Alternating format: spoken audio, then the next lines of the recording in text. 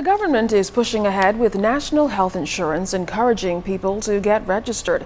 Already thousands have signed up for the plan, which is expected to transform Bahamian health care and offer affordable benefits packages to legal residents.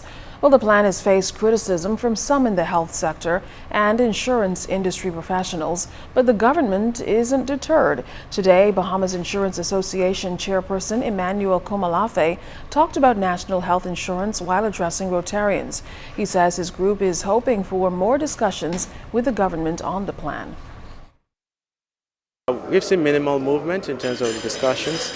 I think it's quite clear to the NHI Secretariat as to our position, but we also know that in these cases of this nature there has to be some compromise on both sides, and we're willing to do that. We're willing to talk about it, see what it is that we can do, because let's face it, we all support universal health care. The BIA has been very clear on that. Our position has not changed.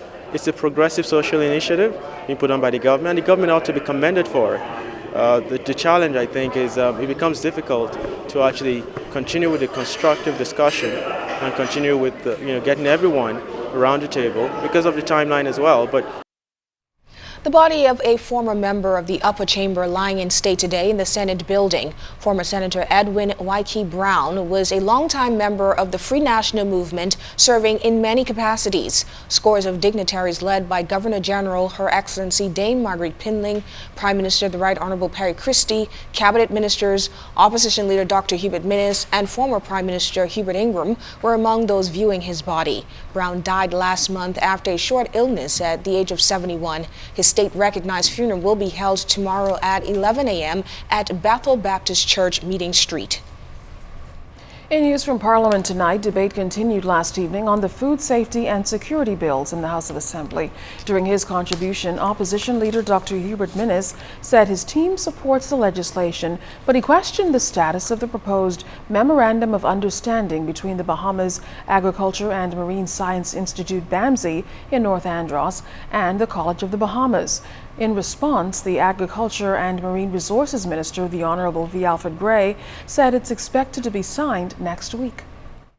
It is not very simple to create a memorandum of understanding between two standalone institutions that have different curriculum.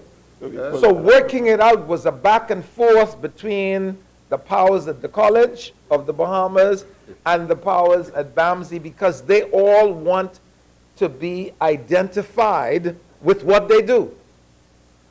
And I can assure you that before the first graduation takes place, every accreditation that is required would be in place. Now, Mr. Gray was also asked about the relevance of the Memorandum of Understanding between BAMSI and China's Ocean University. But they are advanced when it comes to technology and science in agricultural matters or in marine matters.